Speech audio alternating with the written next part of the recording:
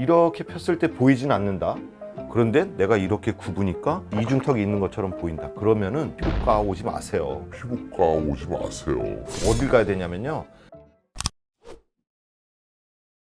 이중턱이 고민인데 어떻게 해야 되나요? 성형외과 선생님들은 양악을 하세요. 턱에 보형물을 삽입하세요. 피부과 전문의 선생님들은 필러를 맞으세요. 지방흡입, 윤곽 주사를 맞으세요. 이런 여러 가지가 있는데요, 내가 왜 이중턱이 있는지를 모르고서 그런 지식 있는 답변만 따른다면은 전 국민 양악 시대가 열릴까봐 제가 너무 겁이 나요. 그래서 오늘 이 말씀을 드리는 계기가 되었습니다.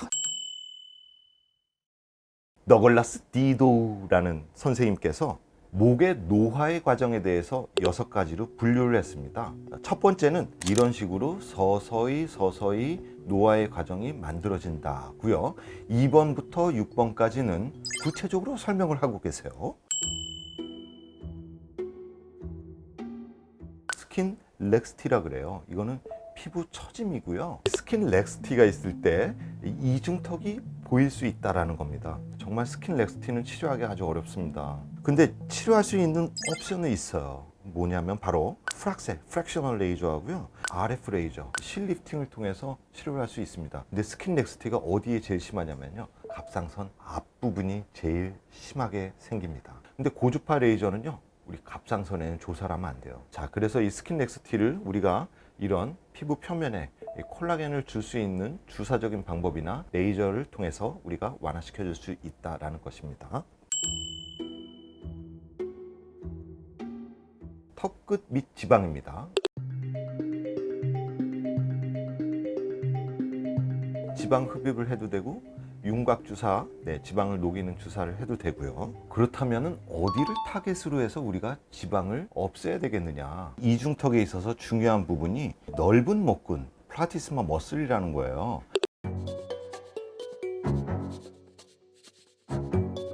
이것을 이제 모식도로 보면요, 왼쪽의 그림이 피부를 벗겨낸 바로 그 사진이에요. 실선으로 보이는 것이 플라티스마 머슬, 넓은 목근인데요, 넓은 목근 위에 있는 지방이 오른쪽에 있는 넓은 목근 아래에 있는 지방보다 양이 훨씬 많다는 것을 우리가 알 수 있어요. 근육 아래에 지방이 많다 그러면 깊이 찔러야 되고 멍도 생길 것이고 그 이외에 일어날 수 있는 부작용들이 점점 가지수가 늘어나겠죠. 그래서 우리는 위에만 집중을 하면 된다. 그렇기 때문에 이중턱에 있는 지방은 그래도 제거하기가 용이하다. 지방 흡입 수술을 하시든가 아니면 지방 분해 주사, 하이프, 예를 들면 이제 울세라 같은 것이 있죠.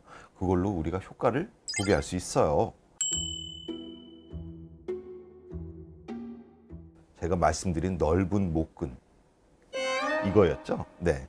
자, 이 넓은 목근은 말이에요, 이 쇄골에서 이렇게 쭉 올라옵니다. 앞면 전체를 감싸고 올라오면서 입꼬리 내림근에도 부착이 되고요, 입 주변의 입둘레근에도 부착이 되고, 그리고 양쪽 뺨으로 가서는요, 그 근막 있죠, 그 스매스에 이렇게 오버랩이 되면서 얘는 이쪽으로 이제 끝나게 돼요.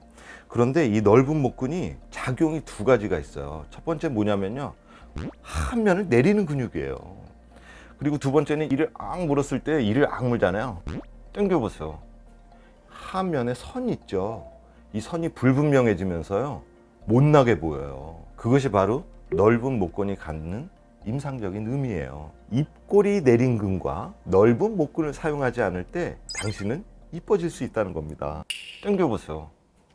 이 넓은 목근은요, 3가지의 형태를 갖고 있다는 것입니다. 이것은 성형외과 교과서에 이제 실린 그림인데요, 타입을 3가지로 나눕니다.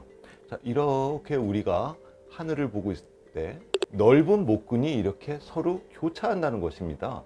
그런데 이 턱 끝에서 2cm 정도까지 교차하는 것이 일반적이다. 4분의 3이 이런 형태를 띠고 있다는 거고요. 타입 2는 2cm가 넘는 이런 분들은요, 이중턱이 거의 없어요. 왜냐하면 쫙 잡아주고 있거든요, 근육이.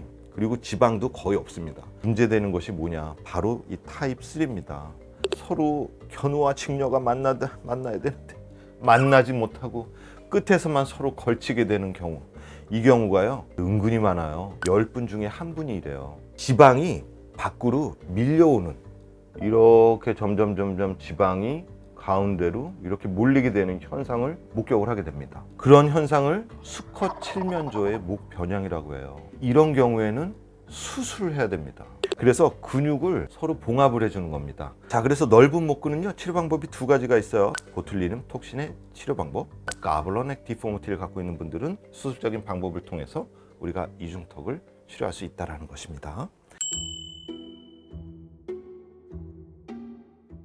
이거 무턱이에요. 턱이 발달되지 못하고 뒤로 밀려가 있는 겁니다. 실제로 이 골격 그리고 이 뼈의 발달이 얼굴 형태에 있어서 굉장히 중요한 역할을 합니다. 이런 무턱의 경우에는 두 가지 치료가 유용합니다. 필러를 하세요. 그리고 보형물을 넣으세요.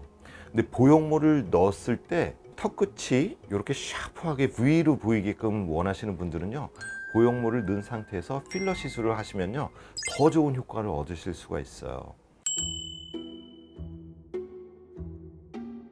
설골인데요, 혀를 움직이는 근육이 부착하는 곳이에요. 뼈예요, 뼈. 이것은 갑상선의 연골입니다. 여기가 갑상선을 보호하기 위해서 이렇게 이제 싸고 있는 것이고요. 여기에서 손가락 하나만 딱 대보세요. 그리고 위를 딱 눌러보세요.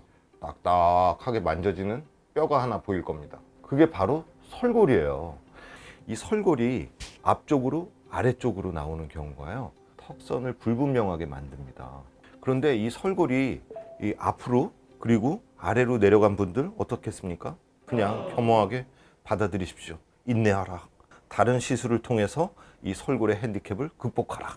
이것입니다. 이런 환자들이 급증하고 있습니다. 바로 뭐냐면요, 거북목이에요. 이 경추가 굽은 자세를 통한 이런 형태를 통해서 내가 이중턱이 있네 라고 잘못 얘기할 수 있어요. 이럴 때 말이죠, 내 가슴을 앞으로 이렇게 내민다. 그리고 15도 정도 상방을 봤을 때도 이중턱 지방이 있다면 그것은 지방분해나 아니면 윤곽 주사를 하시면 되는데, 그런데 내가 이렇게 굽으니까 여기에 마치 이중턱이 있는 것처럼 보인다. 그러면은 피부과 오지 마세요. 어딜 가야 되냐면요, 정형외과 그리고 재활의학과, 한 군데 더 필라테스를 가세요. 거기에서 체형 교정을 통해서요, 멋진 몸매도 만들 수 있을 뿐 아니라 이중턱도 좋아질 수 있는 것을 경험할 수가 있습니다. 거북목을 치료할 때까지 시간이 오래 걸리겠죠. 그리고 완벽하게 돌아오는 것은 연령과 그리고 노력에 따라서 달라질 수 있습니다. 그럴 때 우리가 필요한 것이 뭐다? 승모근 보톡스. 이 거북목이 오래 지속되거나 거북목이 심한 경우에는요, 뼈 형태 자체가 무너지게 되면서 근육의 긴장이 하루 종일 계속되는 겁니다. 근육이 점점 더 두꺼워지겠죠. 이럴 경우에 보톡스 시술이 답이 될 수 있습니다. 이중턱 치료에 승모근 보톡스? 그런데 하나의 좋은 방법이 될 수 있다는 거 잊지 마세요. 팩트입니다. 자, 이상으로 희대 피부에서 이중턱의 원인과 그에 따른 적절한 치료 방법에 대해서 살펴보았습니다. 이런 사실을 잘 이해하시면 이중턱 치료에 많은 도움이 될 것을 확신합니다.